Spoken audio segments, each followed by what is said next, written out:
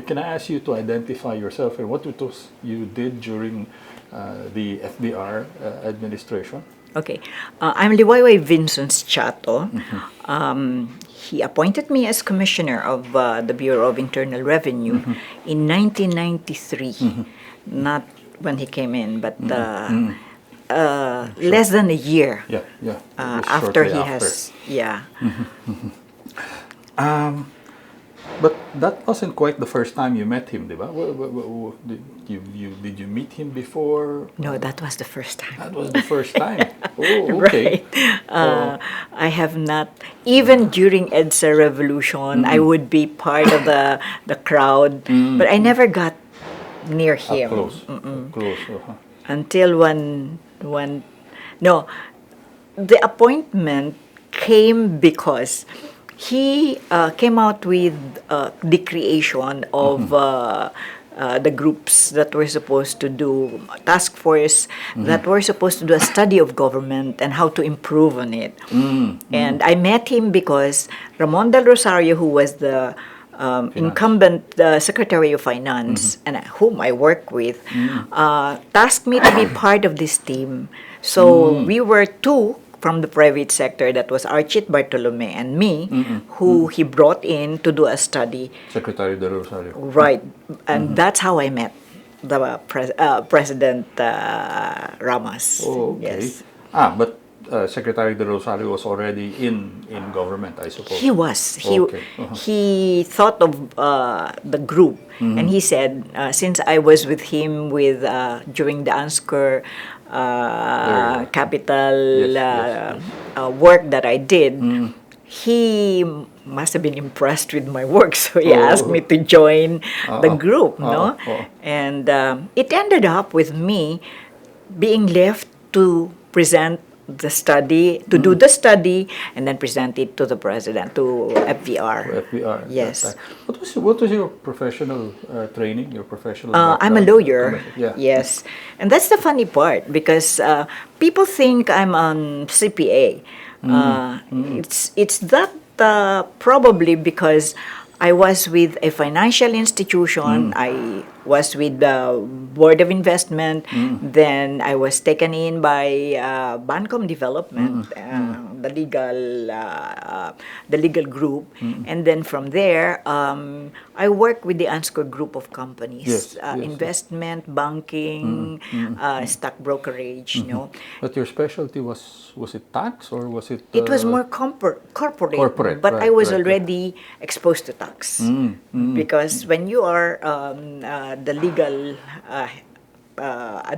it's legal head, no, you handle all the corporate, including the tax. Right. Yes. The entire function. The entire function. So you presented that technically was your first engagement with FVR. Right. I mean, you know, Right. and it was in Malacanang. No, it was actually when we presented. We met him first. Yes, I think the first one was in Malacanang, and then the second time. I'm not so sure anymore. But the first time was with a big group, no. All right. And these were the people who I topped in order to get involved with the work. Because I'm one person who has never thought that one person or two persons can do the work. I've always believed you get experts, you get people to help you, and the work gets lighter. You bring in a team. Right. So there was this team of lawyers, tax practitioners, including CPAs, and people from the BIR itself. Because if you want to know what's happening, Right. then you need to get inside the institution that you'd like to study. No? So I was able to get these people. So when we were presenting, he's really such an very good leader. I was so impressed. Talaga. Because he asked me to sit beside him knowing that I'll be the one to present. Because at that time, the government officials who was part of the team were so busy. So I ended up like the head of the task force. No? And after I presented the study, the first thing he asked the group is, what would you say if I ask any one of you to join government? And of course, they were so happy in this group. And somebody, a CPA, said, "Yes, we are already, Mr. President. But please make sure you don't appoint a lawyer." Uh-oh. So I was taken aback by that answer. And I felt But FVR threw the question to everyone. to everyone in that meeting. That's Talaga. right. Oh. But I was seated beside him, and you know his famous red ball Yeah, pen. oh, yeah, oh. And I said, "But that's unfair. What do you have against lawyers?" I said, "I'm a lawyer." And then You had to stand up for that. yes. So, in my presence, you know, he knew I was looking at what he's going to write. He said, "Attorney Chato, lawyer, CPA." I was about to tell him, "Sir, I'm not a CPA." But you know, devil or angel would have whispered to me and said, "Keep quiet." So I let it be, you know. So I guess he must have been impressed that after that presentation, he scheduled already a meeting in Malacanang. Again, to me, that was really quite a meeting because at 6 o'clock in the morning, I was getting a call already at home. All right. But that was the time when I was so involved with the charismatic group Couples for Christ. Oh, okay. So See, I that see. the Friday night until the early morning, I was with the group that went into our programs, no? But early morning at 6, and it was my husband who answered about a president wanting an appointment. And I said, "What president?" And he said, secretary daw siya ng presidente. I said, "Baka nagbibiro lang yan." And then, "No, sagutin mo na," kasi we were half asleep. And then when I answered, sabi niya, "Could you come and meet with the president at 8 o'clock in the morning?" Can you imagine? 8 o'clock in the morning 2 on a hours later. Saturday. Yeah. On a Saturday. Yeah. What do I have to say? Of course, I was curious, you know. "Okay, I'll be there," I said. You realized this was already the president being referred to was FBR. Exactly. Because he said, "Come to Malacanang." Oh, okay. Who Okay. else would be coming to Malacanang, You don't- would be staying in Malacanang except FVR? You don't decline a request to. Exactly. To me, it was quite impressive. We started in August. I presented in December. I was already being scheduled for a meeting in February. That was how fast he worked, you know. 93. That was we started in 1992. So in 93 Right. of February, he was already scheduling that meeting. And I was told by Ramon Del Rosario that the president was quite impressed because among all the task force that he created, we were the first one to submit a study with Wow. all the recommendations. And 5-year, I prepared a 5-year strategic plan. Okay. So how do you get about improving the bureau, getting the revenues in? It was all part of that plan. So February, we were already, I was already being interviewed by the president in Malacanang. Okay. So you came to the 8 o'clock meeting. And what was that when the job offer was made? Yes. Okay. And how did he deliver that script? it's so nice. He's really nice. He said, "What do you think about the commissioner position in the BIR?" And I Okay. said, "Sir, I can recommend people." So, and so it was not even in my mind. I mean, it's not being humble or anything. But you know, when you're given a task as big as that, immediately the thing that crosses your mind is, can you hack it? You know, can I do it? Yes. So I said, "Sir, I know people from the BIR who are really good." And because one of them is my compadre, the others I have worked with and I know that they're really good. So you knew a couple of career That's people right. inside. Okay. And then he said, "What about you?" Sir, I said, "Pwede ba undersecretary na lang ako ng DOF?" And he said, okay. "Oh, there are just so many undersecretaries. Do you know how many people are already lined up for the position of commissioner?" It's a long list, he told me. When they learned that I'm looking for a commissioner, a lot of people have approached me for that position. And I said, "Sir, ibigay nyo na." And Okay. he was saying, "No, your name is not in it. I said, sir, bakit? Bigyan nyo na.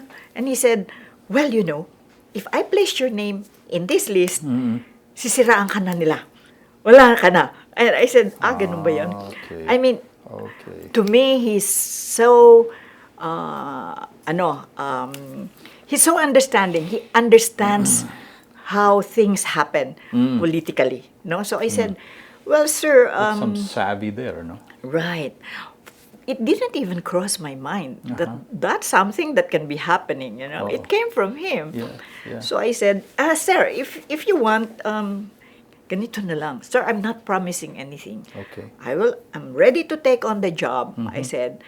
But, you know, if it's something that you think I'm not able to do, I'll resign. It's something that I don't want anything that would destroy my reputation. For me, kasi the Vincent's name is very important. Yes, you yes, know, yes, yes. my uncle is a hero in Camarines Norte, and my father has really taught me the whole issue of integrity and the name, the name itself, how to protect it.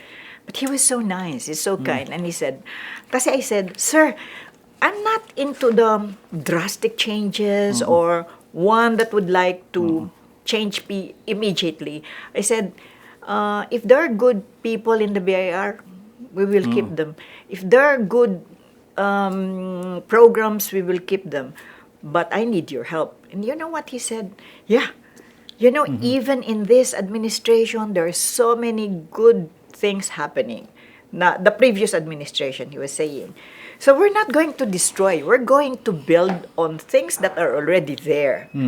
Again, when you hear somebody telling you that, I mean, he's not the kind of person that I was so used to. When there's a new administration, everything is removed, you know, and there are new programs brought in, new people, no? Siya hindi. Uprooted and then, Oo. That's why I said I like to work with him, you know. Talaga?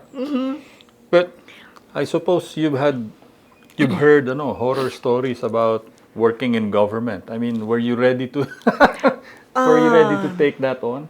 Me, I don't go for, no, first thing, I'm not the one who believes easily in horror stories. I might create them, but, but you know, and then I learned later, he told me, do you know how I came to know about you other than from Ramon del Rosario? Okay. I said, sir, who's your reference? It's really a miracle, a long span of, I just learned from him that my godmother, when I was baptized, is the sister of Mrs. Ramos' mother. Oh, okay. So Lilia de Jesus happened to be the sister of Mrs. Ramos' mother. So auntie ni Mrs. Ramos was my godmother. Okay. And he said he heard that even when I was small, I was good in school and all that. So I thought he was just he was just referring to the work I did, but he did a background check in a way, you know. That's something about him, no? Yeah, yeah. He knows, or he wants to know the people he will be working with. Correct. That's why, again, that impressed me because he was so quiet all this time. Okay. I mean, from the beginning, he could have told me, but it was only when I accepted that he would tell me, do you know, I knew you already even before. And I said, whoa, okay. So that to me is impressive, no? You were willing to say goodbye to private practice for the meantime. And you actually prepared a 5-year strategic plan specifically for the Bureau. Yes. Diba? And you actually had 5 years. Yes.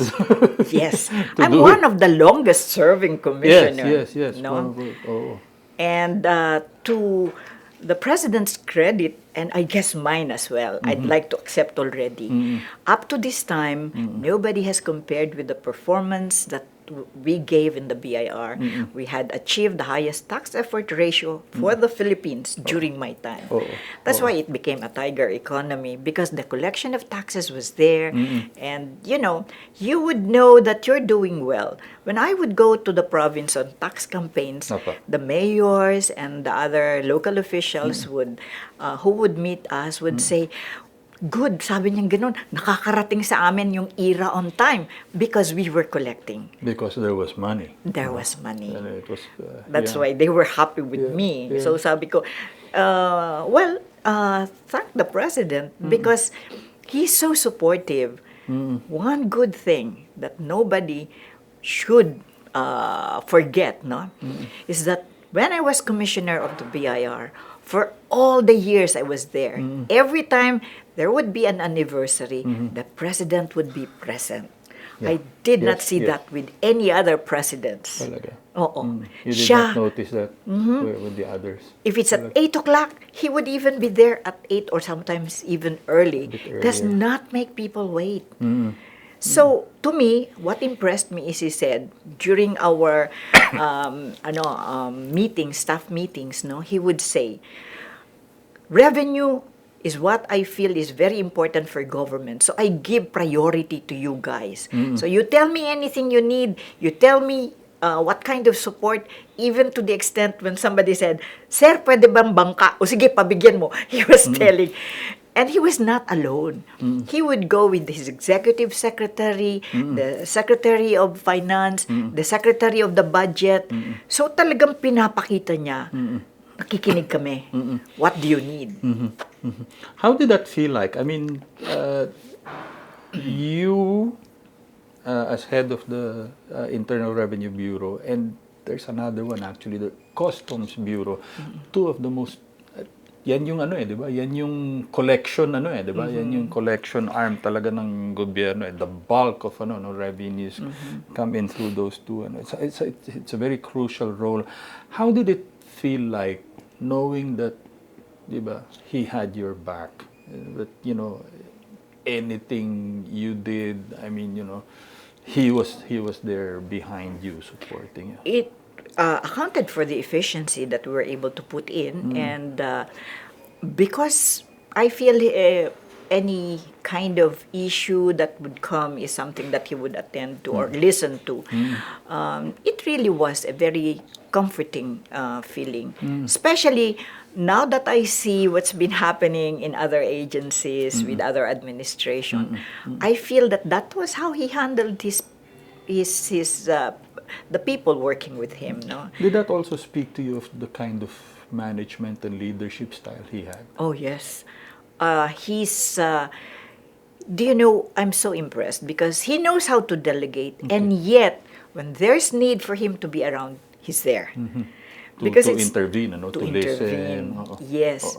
So it's not enough that you say delegate, but when he says you're responsible for all of this, I knew very well that his delegation was quite effective. Especially, you know what? One thing I learned from him, and I thank him so much, was the CSW. Everybody who worked with him would know completed staff work. You don't go to him without all the data, without all the presentation of programs you want him to see. So that to me was quite impressive because when I would present programs or proposals and it is sent to the president, it would come back with corrections, with recommendations. He reads it. So, ang sa akin, ginagawa pa talaga niya. I mean, sino ang gumagawa ng gano'n, no? That's scary. I mean, because you know that, No. He's on he's top onto of you. Yeah. things. No, to me, it's not scary. To me, it's comforting that he knows what we're doing. And it gives us the confidence that there's someone looking at what's happening, and that if we are wrong, he would guide us to the right path. Ganon yun eh. So parang sa akin, may guardian angel ako, mayroon akong father who advises me, and kung ako man magkakamali, he would call my attention, you know. So How accessible was he to you? I mean, you were one of two revenue agencies of government. How accessible was he, or to you? No, when you needed help, when you needed just an added push. What was that like? I would say very. I would give you hindi ko na lang ikukwento kung yung some information that might affect other people, but you know, when we were looking, this is how accessible he is. When we were looking at who would occupy the position of the deputy commissioner for information technology of the BIR, there was already somebody who's being recommended, I heard. But I said, this guy is an insider and doesn't know anything about IT. So I got somebody who's really very good from the private sector. She's already known in the private sector. So I sent the recommendation to her, to the president. There was no action being done. And my insider from the executive secretary's office would tell me, wala, napirmahan na yung appointment For the other person. Who was a regional director of one of the big regions of Of the BIR. So apparently, meron siyang lobby. Right. So I called up Ching Montenola, and I said, right.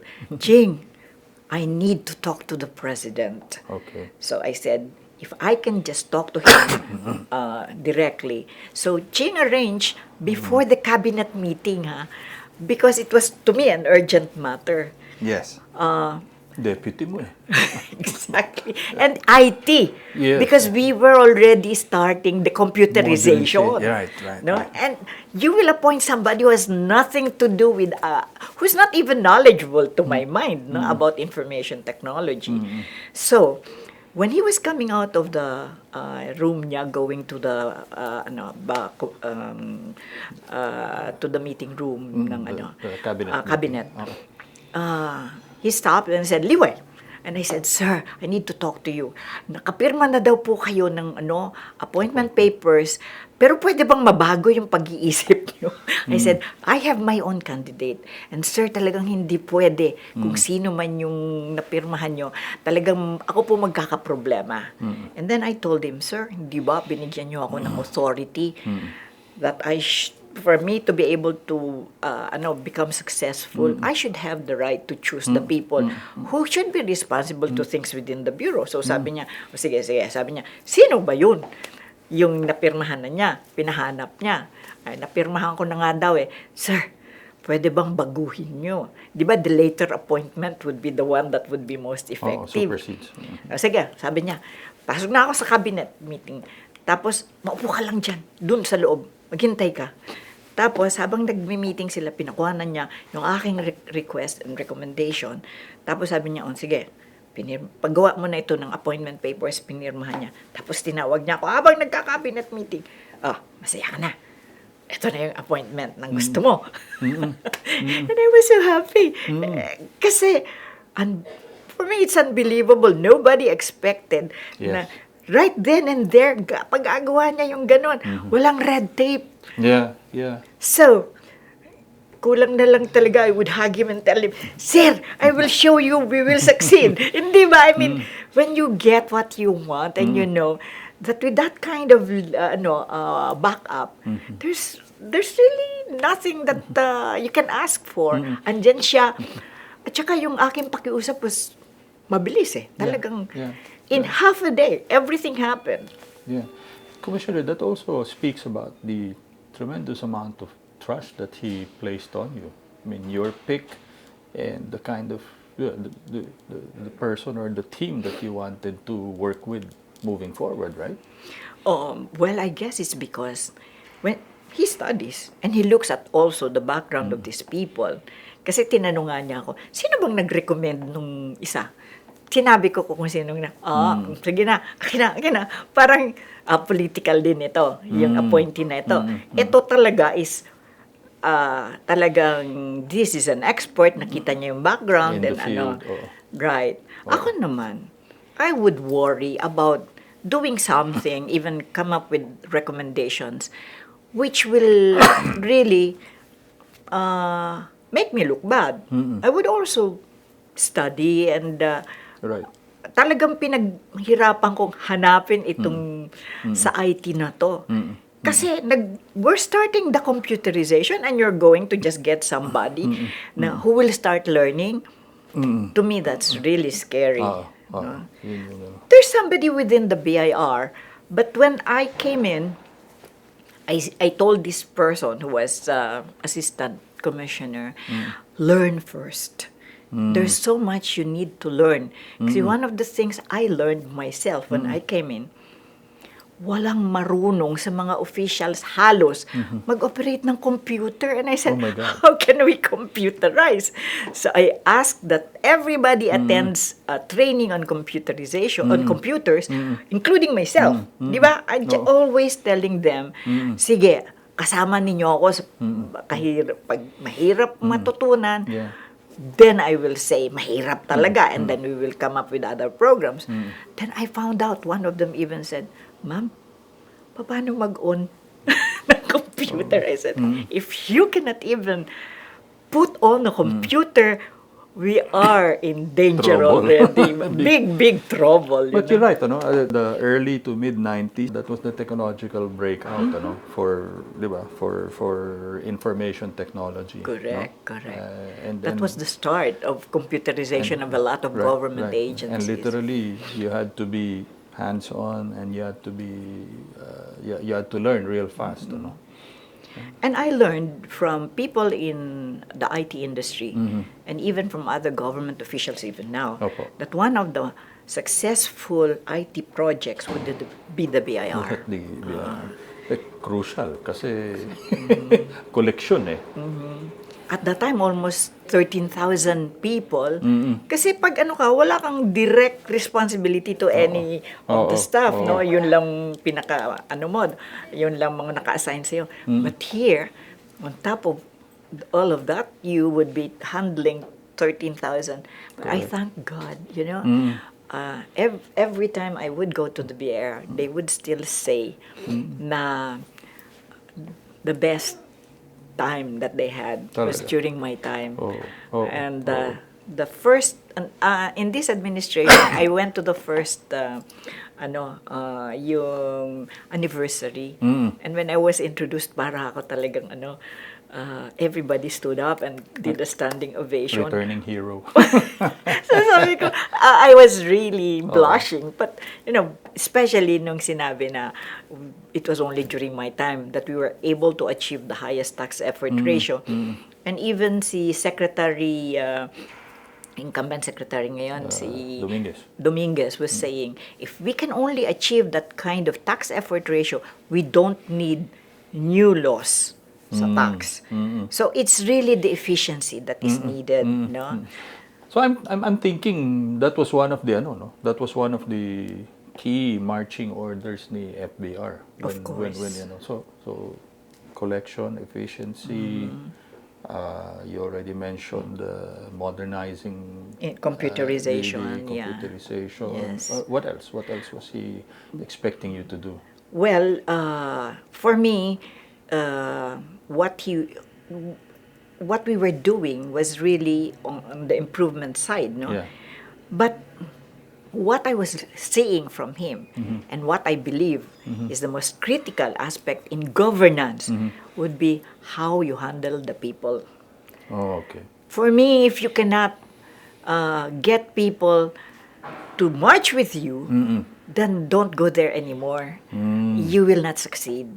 So the first thing I did was to try to find out what are the sentiments of the people, what are their requirements, if I were one of the staff or I was one of the employee, what is it that I would want to happen in the BIR? Okay. No? So expectation setting. Right. And I found out, first of all, do you know that the BIR's compensation of the people, since my position was only assistant secretary at that time, it's not even deputy undersecretary position. Pinag-downgrade pa, naging assistant secretary. So because that was the level of my position, everybody else, deputy down, would be receiving much less. Yes. Can you imagine, i-compare mo with other agencies, and you have a collection agency that does not pay well. So sabi ko nga, always, How ironic. it is, even now. I would tell the people in the BIR, I know your predicament. I know them. Because I said, can you imagine, I'm sending you to big companies, auditing them, and you see a big feast happening. They're earning so much, people there. And here you are, pag sinasabing, ay, may kinuha lang ako ng kaunti. They already accuse you of corruption and all that stuff, no? I'm not justifying. Yes. But all I'm saying is putting things in perspective and doing something right. So since I cannot do anything about the salary standardization, the SSL, and the classification of salaries, I did the next best thing. Which was? I went to Congress, and with the support of the President and the Congressman, I was the only one in the entire government who got 100 million fund for the compensation to be distributed. Every time we exceed our goal, I was getting 100 million. So it's like an incentive, productivity. Pay. Which became the precursor of the attrition law. Oh, yeah, right. But me, since it's so difficult to come up with targets, whether you will achieve it or not, because just like a goal being given to us sa BIR, somebody nga from the BIR said, do you know, ma'am, our revenue goal is, the revenue goals is a prophecy that's based on another prophecy. Which is true. Yes, because it's based on GDP's growth. Yes. So even without the growth happening, we're still expected to achieve the collection. Collections, yes. And to me, talagang medyo, every time that happens, my heart would break, and I would even say unfair, because there was one time, that was already the time ni Bobby De Ocampo, because nagpalit na ng secretary. Yes. We were able to achieve the goal already hanggang November. So December na. Mga December 10 or 12, I would get a memo saying that our goal is being increased by another 5 or 10 billion. I said, that's unfair. Mali. Oo. Parang sa basketball, nananalo ka na, sasabihin na, di pa, kailangan dagdagan natin yung The rules are changed midstream. Correct. It's not even the midstream. Oh, endgame na nga. Endgame na. So I went to the president kasi alam ko, this is tied up with our getting the incentive. Right. If we're not able to achieve that, I said, hindi makakakuha ng incentive yung mga tao kasi we already got that target. He supported me with that, and he came out with his own parang certification that we achieved the target at the end, no? Otherwise, if we follow the DOF target that was given to us at a later time, we would not have been entitled to that. And that's demoralizing. No? It is. Yeah, no? And it happens, you Yes, know. yeah, it happens. But here was a president who would be willing to stand up and say, tama ka, sige, gagawa ko ng The other one, I think, was also, I think overriding for the bureaucracy during FBR's time was everybody has got to tool up, professionalize, and that was something that you did as well, Yes. at the IR. I sent people to Harvard School of, there is a tax program in Harvard where we were sending people there. And I said, how many people have we sent there already? And what did we get in return? Parang, I don't see the results, no? And I was told that this is something that came in during my time. Again, I thank the Lord that is something that happened and was available, no? So, when I saw the program, I said, I'd like to go. But it was almost 2 months na Ang mawawala tagal ako. mawawala. Oh. Pero again, nagpirma si FVR for me to go there to understand about information technology for financial systems. Right, right. So he believed if I need it, he would approve it because first of all, it's USAID supported program, Yes, no? yes. And I learned a lot. And what I did was, I said, how many professors do you have that gives us the program? 6 or 7. I talked to the Harvard group and the USAID. Could you bring all those 7 so they can give this to our deputies, to our assistant commissioners, to our regional directors Yeah. and RDOs?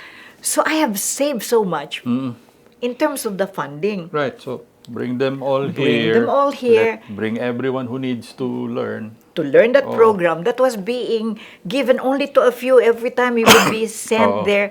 For me, it's not so much parang I wasn't there in order to enjoy the view or Harvard or anything.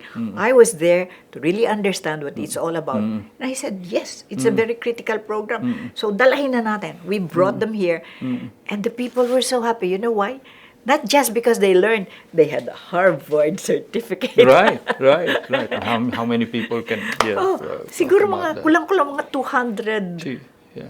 Ang dami talaga. But that also helped you out, Commissioner, because at about the same time that you were in your department, in your function, that was about the same time that the country was, we were headed towards standardizing across the region as well, right? So that was making us interoperable and compatible with the neighboring ASEAN in particular. Yes. No? But that's the thing. I really appreciated the fact that the president chose somebody from the outside. Because usually, when you just keep on looking at people inside, the tendency is they get used to their own programs, their own operations, without the needs of the customers. I would consider customer being aware of customer requirements, no?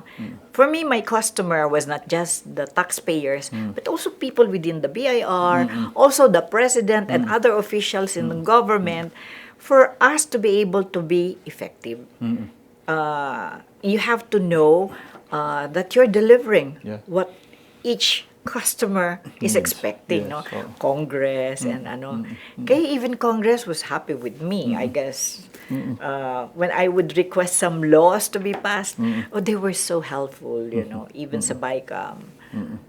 So, I guess the message I'd like to come across is, I see a good leader giving us the good works.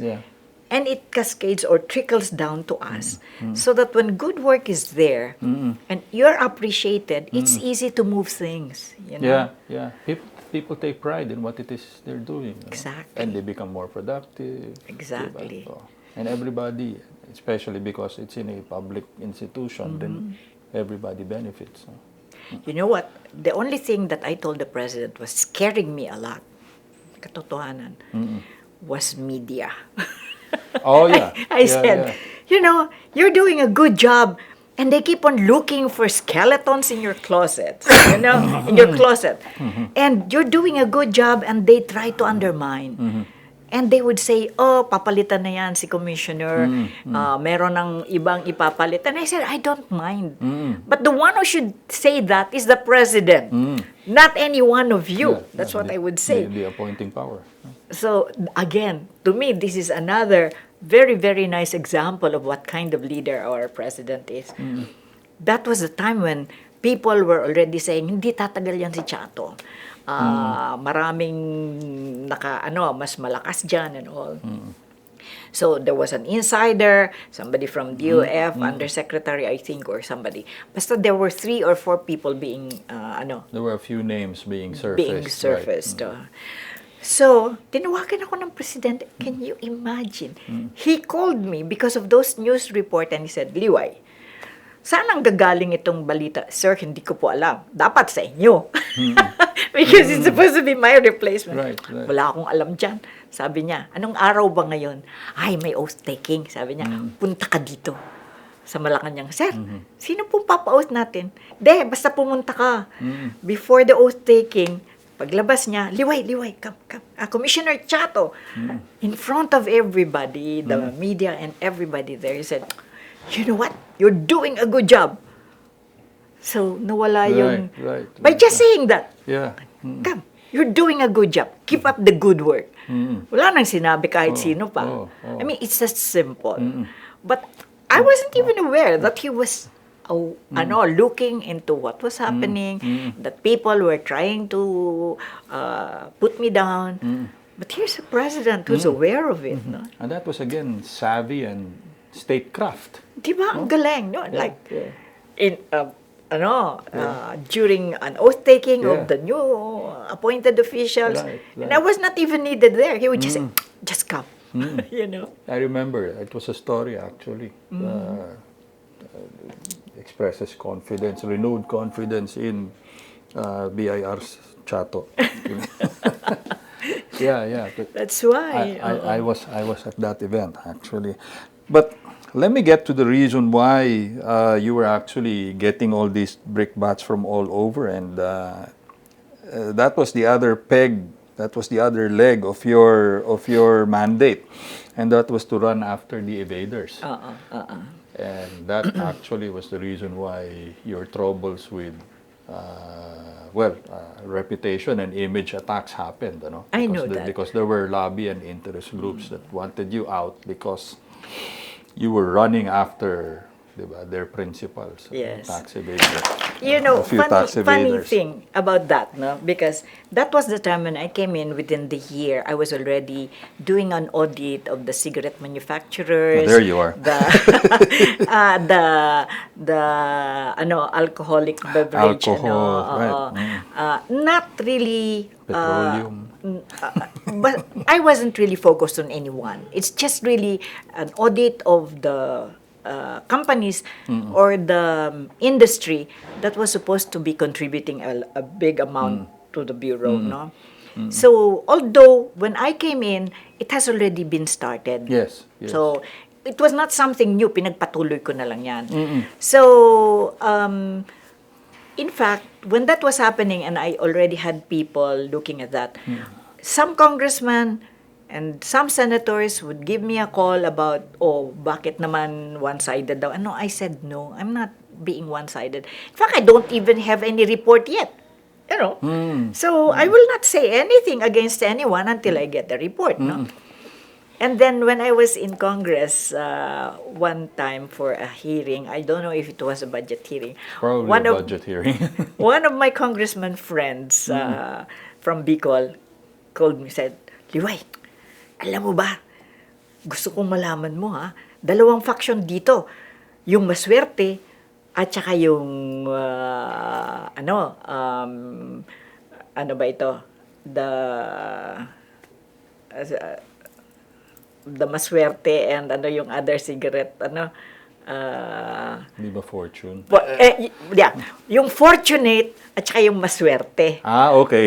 Because sila ang sila ang nagkakabakbakan no. So, sabi niya sa akin, ako wala kang problema, maswerte ako, sabi niya. Sabi ko, sino mga fortunate? Mga kapartido mo. Talaga? Yes. Kapartido from Ni FVR. Lakas? All right. And so, when I was being grilled already, the ones who were grilling me were yung mga congressmen who were members of Lakas. So I said, I know already. Alam na natin yan.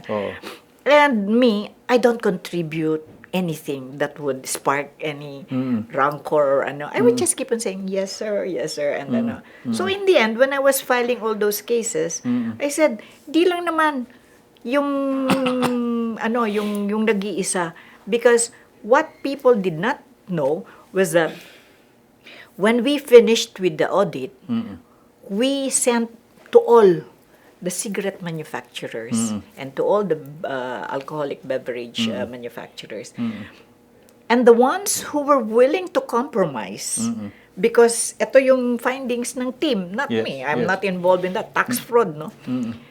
They paid the compromise. okay. Except for that one person who said, tapos na, nag-close niyan and all. And I met with him several times. And I said, walang personalan. If you want, I can bring you to the president. Because it's something that, if you want that compromise, because it's big, I don't want anyone thinking that I got money out of this. Yes, no? yes, So, yes. dinala ko pa siya kay presidente. This one person. Yes. Tago na natin sa pangalang Lucio. Ano ito? Oo. Yes. Oh. But anyway, so, there was that meeting twice pa nga sa Malacanang. And to me, since I was just doing my job, and talagang the findings were so strong that I have no alternative but to file that case. Yes, yes. The lobby groups suggested that it was actually a takedown because supposedly Mr. Tan, middle of the campaign, dropped FVR from the people he was supporting. Regardless to me, whatever reason that happened, to me, I work with the facts. And even to the extent that when we were meeting with Mr. Tan, he gave me a document that would somehow put us on the right track in terms of whatever tax evasion was also being undertaken by La Suerte, no? But the problem is this would be mga checks Yeah. given to yung parang whatever amount that was supposed to be a reduction in the amount being given to the retailers, Yes. binabalik in terms of sa La Suerte. So, nagkakapera sila. And I said, this is a big problem because of the bank secrecy law. So, how do I start? It's a chicken and egg situation. Without this proof from the banks, Yes. I cannot file a tax evasion case. Right. And without a tax evasion case, I cannot require the banks to open the accounts. Correct. No? Yeah. So, he's aware of that. And you know what? I appreciate Mr. Tan for also helping me. Ako naman, sabi ko, walang personalan.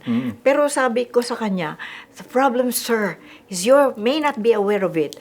But the strategy that you use, I don't know who's your advisor, Your business, is yeah. something that opened you already to suspicion that Yeah, there was yeah. already evasion happening. Made you vulnerable to. Oo. Yeah. Oo.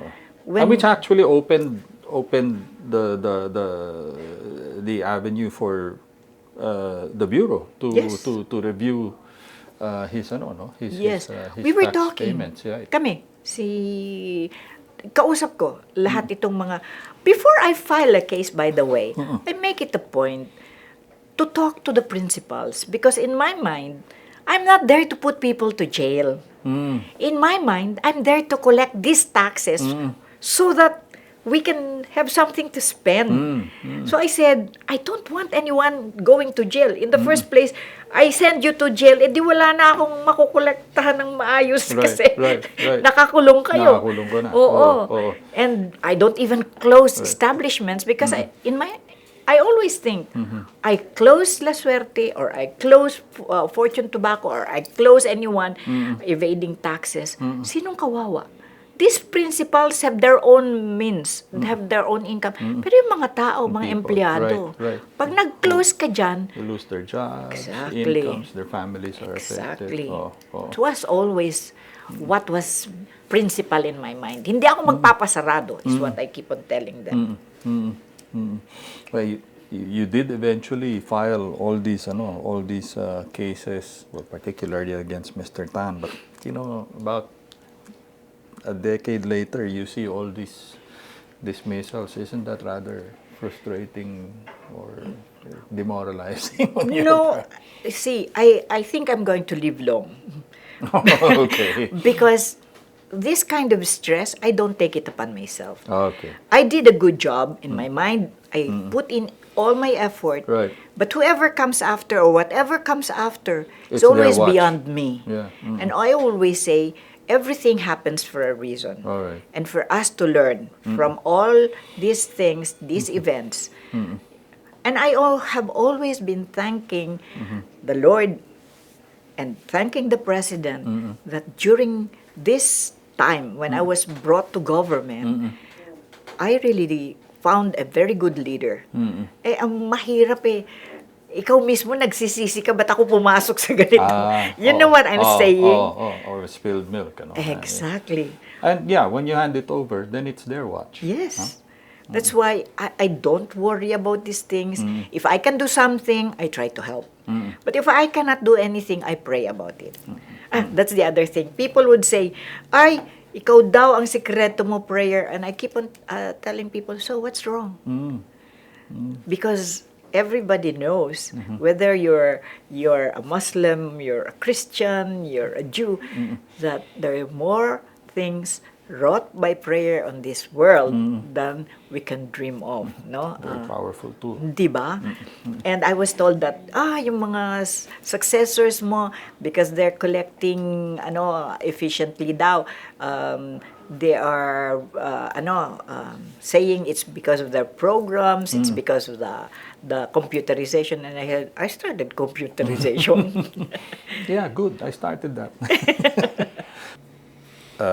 Tobacco, no? And you zeroed in actually on at least the two largest entities that were giving or were not compliant. But there were quite a few other sectors, alcohol, petroleum, and then yung luxury item industry, particularly luxury vehicles. Okay. Yun. Yung sa petroleum, we had a project that was very successful. It started, this is the beginning of the third-party information program ng BIR. We got all the list of all the dealers from the big petroleum companies, and we went for every district, going at the service station, trying to find out if they were reporting correctly. And we really netted billions from there. I think revenue mapping. Yes, Okay. we did that. Yeah. But we also did in Binondo, yung mga stalls that were not paying anything. Yes, so yes, meron yes. kaming Oo.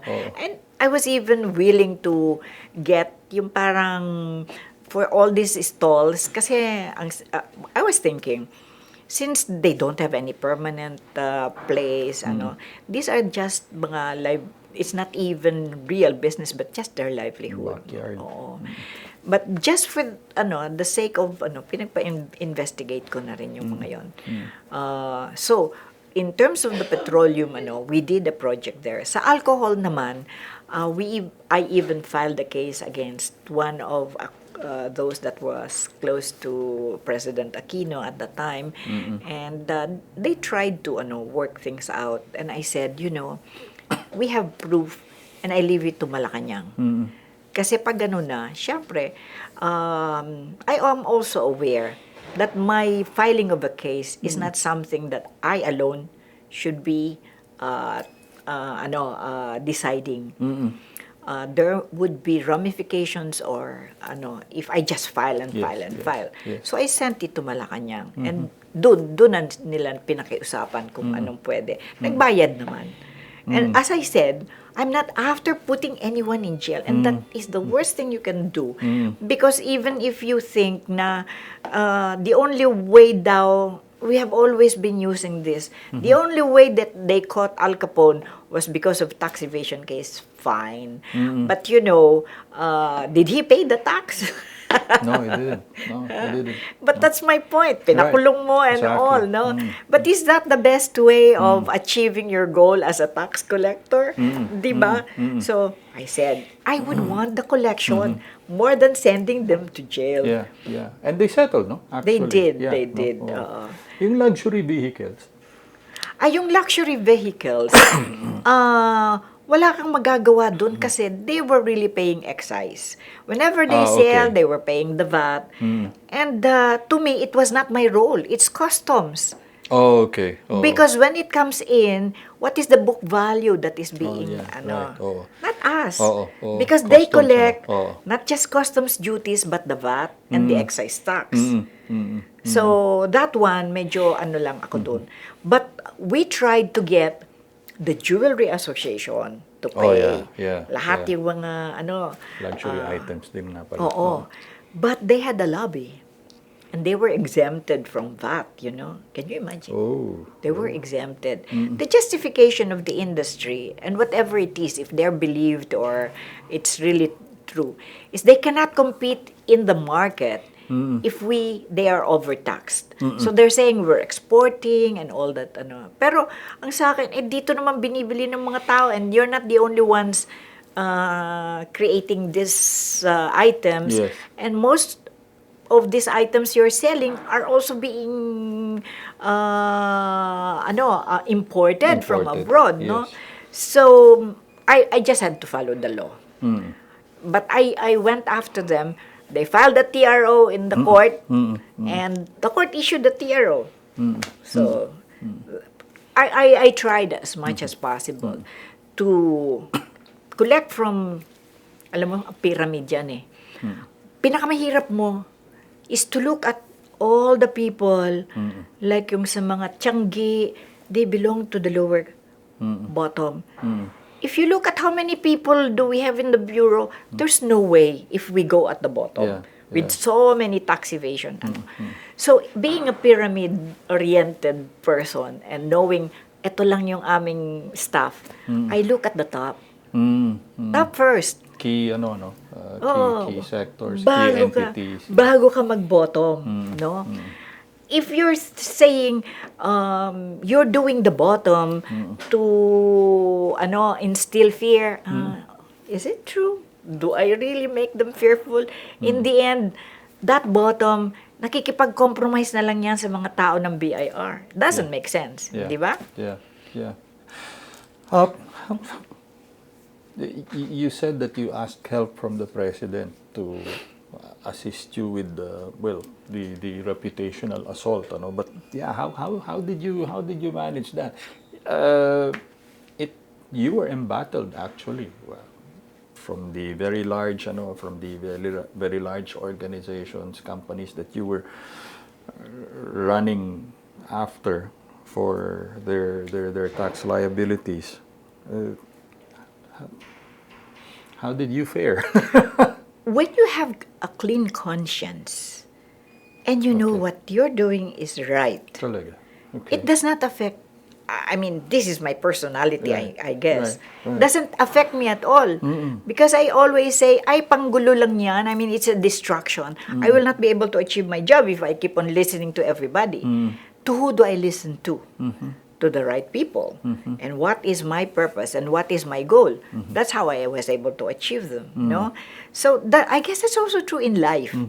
At the end of our lives, ito ang isip ko, now that I'm this old. Who cares anyway? Hindi ba? Okay. And people would want to always listen, what do they think about me? Who cares? If you don't care, they will stop. That's how I deal with my life. They can destroy my reputation. They can not destroy, but talk about it. But people who would know you would say, pero that's not the person. That's not her. Hindi ba? Yeah. So to me, that's the most valuable person. The person who I should really value the most about what he thinks about me is the president, because I'm working for the government and he's the one who appointed me. Anytime I destroy the work that he has given me or I destroy myself, kasama siya. Yes. So I should only think of how will it affect him in terms of the You appointment. stayed focused on that. Oh, yes. And he was so nice. Up to this day, I would tell people, can you imagine? Out of the blue, he would call me, Liway, punta ka dito. Yeah, right. Sino talaga ang gumawa nun? Yeah. Di ba, no? No. And in just a few sentences, sent out a very strong message to everyone else, di ba? You want to take her on, di ba? You have to take me on too. That's right. That one. And after that, everybody was saying, hindi yan Wala malakas yan. Wala na Hindi talaga. natitinag yung Yeah. presidente. Sa kanya. Yeah. At about the time of your watch as well, Commissioner, it was the concept of sin taxes were introduced, no? It was there already. Yeah, right. The sin taxes But it became more pronounced, no? If I remember. reform is what they call it. There you are. Oo. Because it has been transitioning from the ad valorem to the fixed, And then it was and rationalized, then it was during your time. No? Rationalized, they say. Oo. But it became more difficult to implement. Oh, When you okay. have several levels Layers, oo, yeah. ng how much yung value, 55% if it's valued, sinong mapapabantay ko ng mga tao to look at the market? Hindi ba? I mean, it was so difficult. That was headache pala. Sa akin, simple lang eh. Oo. Whatever that amount is, if it's a percentage of the value, low class, high class, if it's at 10 pesos, at let's say 20%, ang 20% of would still be bigger than if it is at 1 peso, 20%. Yeah. Hindi ba? Oo. So, I've always been proposing a simple formula. Simplify it. Yeah. Pero yun nga yung naging problema nun no? I guess because of the interest groups that intervened Right. when the law was being crafted. And when you have something like that, madaling makalusot na wala kaming ini-evade. Level talaga yan ng ganon, no? But, as I said, we would collect more if the rules, the laws, the tax laws are simpler and compliance is easier. I've always tried to make compliance so easy. That's why even yung computerization namin, dami kong pinagtatanggal. Like, why do you need to inform people about how many... kasi at that time, yung mga children would be apat. Dependence, yeah. Pero, allowable number. naglalagay ka pa, sino yung lahat ng anak mo. Sabi ko, sinong nagmo-monitor sa 5? Kung of age na yun or sa daming naglalagay ng information, we're just cluttering up the system. Yeah. Becomes overloaded. Right. And how much are we able to save or collect from that? And it does not serve the purpose. Okay. So again, simplification. But that was actually also the principle behind RVAT, EVAT, diba? That was about the time that we eventually we got it passed. No? The EVAT. Huh? RVAT came after my time. Yeah, okay. Okay, when we talk about whether it's EVAT, RVAT, we're only talking actually here of, first of all, the rate. It started with 10%. Yes. During the time of President Aquino. Then, during the time of President Ramos, it was increased to 12. Yes. No, 11 yata. 11. And now, ang RVAT is increased to 12. 12, yes. So, little by little, you see the increase. But ako kasi, when I went traveling during my time as commissioner, I was always going to countries asking ano yung tax system nila, how much, kung may VAT sila, magkano. When I went to Russia, the VAT there was 25%. Oh my gosh. Oo. So sabi ko, maswerte na tayo. Hanggang 11, pwede pa. No? And other countries in Europe that had the VAT had a higher, like 18%, yung 15%, yung ganun. We were only at 11 at that time. Yeah. So to me, it was just a matter of getting the people educated, getting the people informed. Kasi, the beauty about VAT is, sa totoo lang, gusto ng mga businessman yan. You know why? There are times when they don't even have to pay anything sa government because their input VAT is bigger than the output. So, mas malaki yung kanilang, mas may nakukuha pa nga silang income. Right now, the one that loves to have the VAT in place because they're earning from it because it's a pass-on thing to their customers would be yung mga government construction contractors. Contractors. Kasi it's a fixed amount. Yeah. Yeah. So, every time may nakukuha silang excess. Yeah, ease of business sa Oo. kanila. So, the only thing that changed was the rate. So, if you're talking reform, wala talaga. Time pa ni President Cory, pinasok na yan. Yes, yes. Tapos, si FVR nag-change lang ng rate, plus nag-expand lang ng konti. To the coverage, no, ng But items. the RVAT na pinakagrabe is to the extent sa time ni President Pinoy, there were areas that should not have been subjected to VAT. Like for example,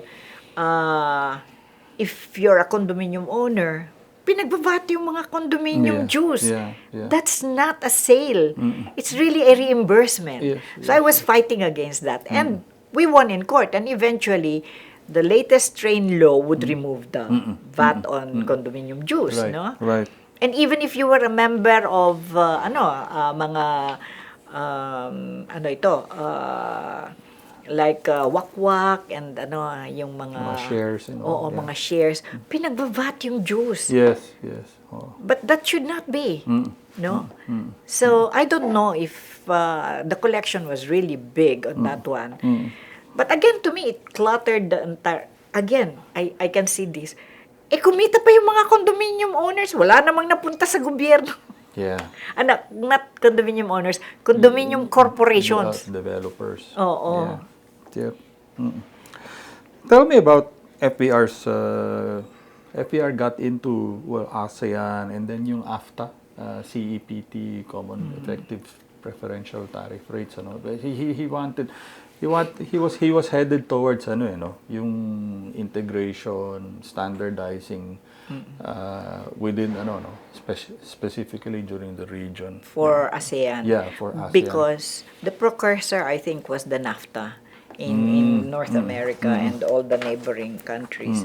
But I wasn't involved in that one because that's really more trade. Trade na ito. Okay. In fact, one of the reasons why we had to do an audit of all the mga cigarette manufacturers was because during the review of the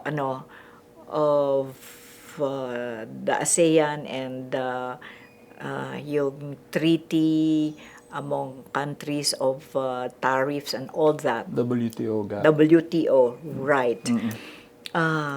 The ones complaining about how lenient we are on the cigarette local as against the foreign brands would be the imported manufacturers of the imported brand. So we were asked to do an audit to really try to find out if that is true or not, because that also accounted for our report to Congress. No, so that was the only participation I believe that I can remember.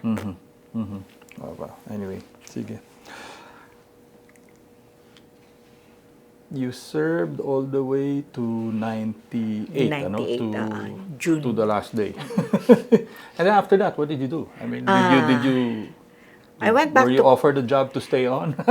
by GMA, yes. Oh, okay. I was asked, si Secretary Romulo was calling me when he was the Secretary of Finance. Finance, yeah. It's just that I said, I would want other people to serve in that capacity also. Kasi I was saying, people should also be trained. I've always believed in succession planning. Yes, di ba? yes, correct. If they keep on, of course, sabi nga niyan, the reward for good work is more work. Yeah, well. So, because I was doing good, they think that I should continue. But to me, it should be, I was able to train people, look at who can already take over, because anything can happen. Yes. I will not be around. And it was during that time that I said no. And I guess I was being offered also other positions by GMA at that time. One of them was chairmanship ng COMELEC. Wow. I again declined it. No? Oo. But so, yun na lang talaga. I mean, your last significant stint in government was really under FBR's ano, no? That's right. Stewardship. But I ran for the Senate, I lost. I ran for Oo nga Congress. pala. Oo, I oo. became a congressman during the time of Sino yun? President GMA. GMA pa pala yun. In 2007. Yes. Okay. But have you been meeting, you do meet with FBR this past since the FBR days? Oh, yes. Well, what are those meetings like? Well, he's still the jolly person that I remember, with all his jokes, with all his ano. And whenever I would come to this office, he's so proud of the days, and I would see him watching yung mga ano shows, the TV ano niya, the video that he made out of his life, no? And he would even send them to me. Talaga? Oh, okay. And I really appreciate that, Ano ang because kwentuhan ninyo sa marami. May mga ano ba? Pagpuna sa mga kasalukuyang.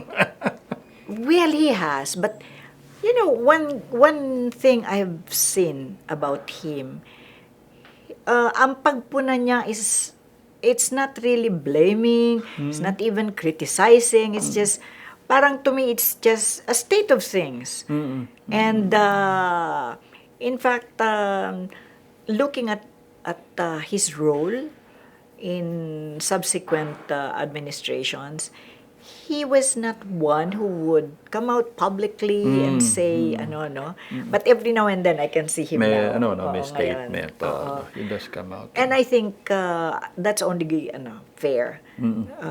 But the most difficult, I guess, for anyone who has been there is to say mali yung ginagawa mo, because they would have known the pitfalls, they would have known the difficulties. Yeah. And if I see how difficult it is for a commissioner, I'm always offering my help in whatever way I can, with people, with programs sa akin. Pero nakakatuwa because nobody's taking advantage of it. So, sayang. So FBR is actually, you see FBR slipping into, senior elderly statesman mold.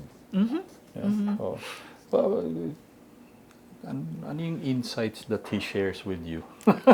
Well, he would, I would still hear him talk about what I guess his role was in the election of this administration's leaders, no?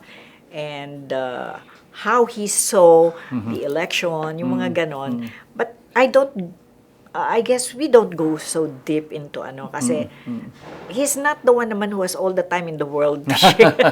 Yeah. When I come and talk to him, more often than not, I would go to his book launching, yung mga ganon. And I would just ask him for help for some things, yung ganon. So it's not so much about criticisms or ano. Do you think there was enough time for FBR? Was 6 years sufficient enough for him? Me, I don't question time. When you say, should another 6 years have been given? For me, it's, you're given a time by the Lord. You're given a time where you're supposed to prepare, to do your utmost. If you know that you have all the time of 100 years, you think people would really do well? They would say, ay, pag malapit na akong mamatay. But we don't know when it's going to happen. It's just like end of terms. You're given only that time, and you do the utmost. Again, as I said, succession planning is very important. We came to a point na we were saying, sino ba ang pwedeng maging presidente? After him, you mean? After him, and then subsequently after. Because our political parties should be reformed. Kalat talaga. Wala kang nakikita. But again, I would say, well, I'm being philosophical about life. When the time is right, there will be somebody that will be given to us by the Lord. No? But it's up for us to choose the right one kasi. If it's the wrong one we choose, we suffer from the choices we We make, deserve right? the choice. Right. But again, even whether it is right or wrong choice, it's all part of learning. It's all part of, nagkamali ka ng direksyon, babalik pa ba tayo? Which is what happened to us, no? We know we had EDSA revolution, now they're back, so walang katapusan, no? Have we learned?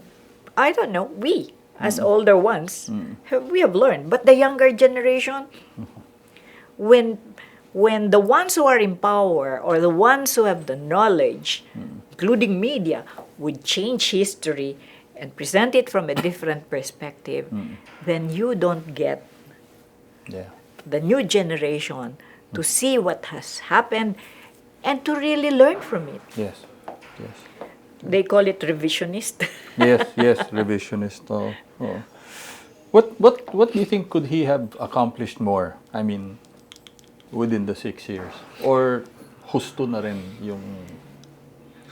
Well, we would have wanted to have him serve longer, but he wasn't able to get the Congress to do the charter change.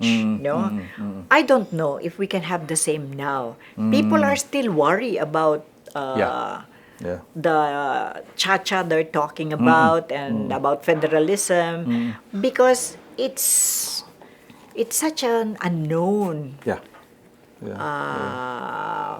Unknown event in Philippine history or unknown animal, let's call it. What would you remember most of your stint with FVR?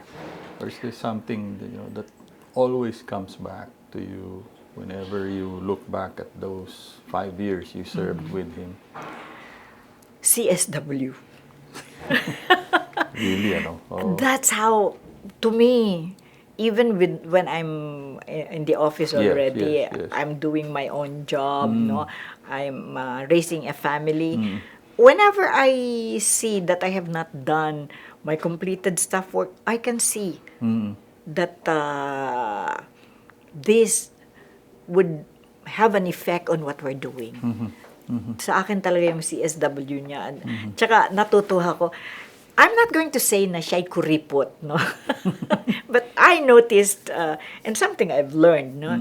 We would prepare the best package, the best folders, and pagdating mo sa kanya, Liway, tanggalin mo na yan. Sa'yo na yan. Sa'yo na. Sayang yan eh. Kukunin lang niya yung laman. So sometimes you think, will I just give him papers? Essentials lang siya. Hindi ba? Talagang wala siya sa sa packaging, wala siya sa Ang dami nga namin, sabi ko pag ako nagpe-prepare ng anything to be submitted to him, I would tell my staff, huwag niyo nang pagkaabalahan yan, ibabalik din lang sa atin yung Don't make it too fancy. What's important is the content. Yeah. At bumabalik nga sa amin with all the corrections, with all the recommendations, lahat. The red marginal notes. The red mark. Yeah, very typical of him. How did he strike you as a public servant? Very, to me, if I'm ever going to be a leader, I like to be like him.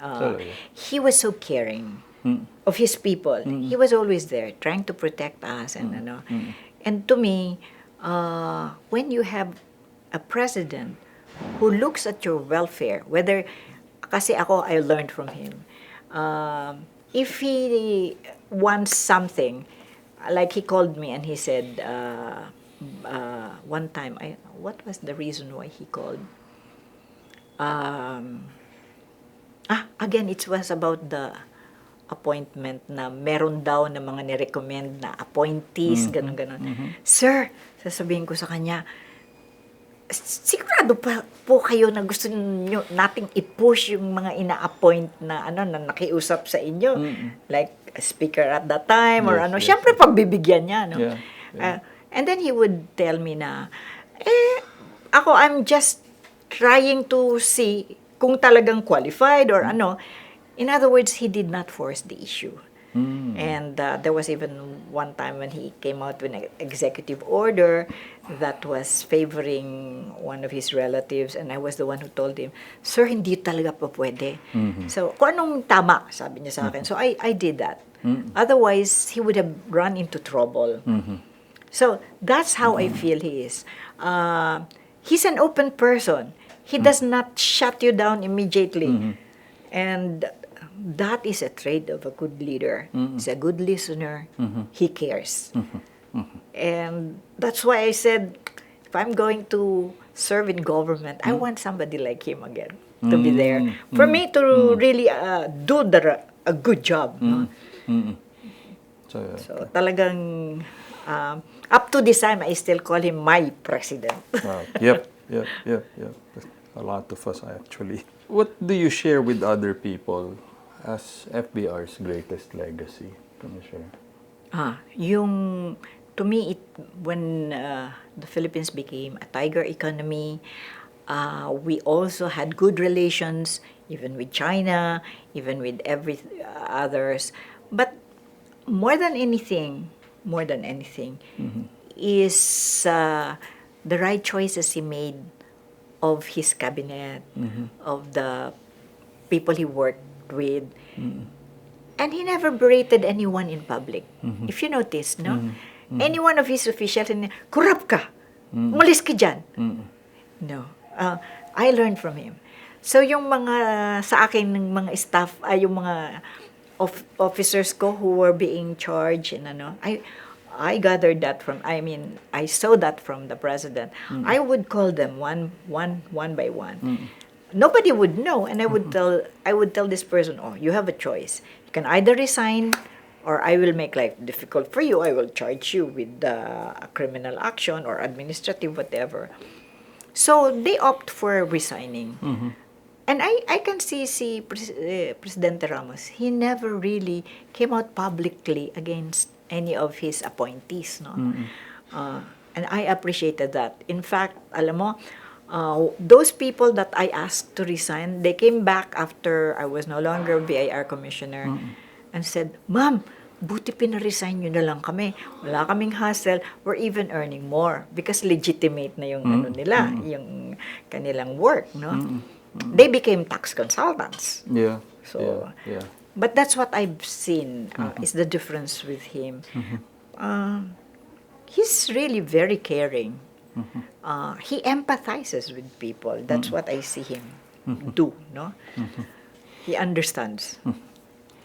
Early on in our interview, you mentioned three key words actually, which I think resonate with you and the FVR: teamwork, integrity, and continuity. Is that something that you're always reminded of? That's right. He was a very good team leader, and we learned from him.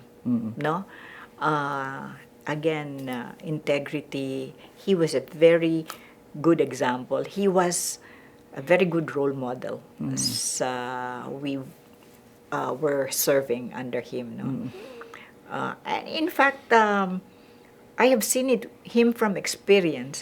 When he would say, pag sinabi ko, Sir, kurap po yan, hindi pwede talaga. He would agree with me and he would say, oh sige, wag na natin pilitin. So to me, that's the example of how he valued integrity. No? And that, if you speak outright, susuportahan ka niya. I mean, I could have kept quiet, but what? I would not have fulfilled my, my purpose, in my mandate. And then, continuity, as I said, succession planning, it's very, very important. So, hopefully the new leaders would understand and learn. No?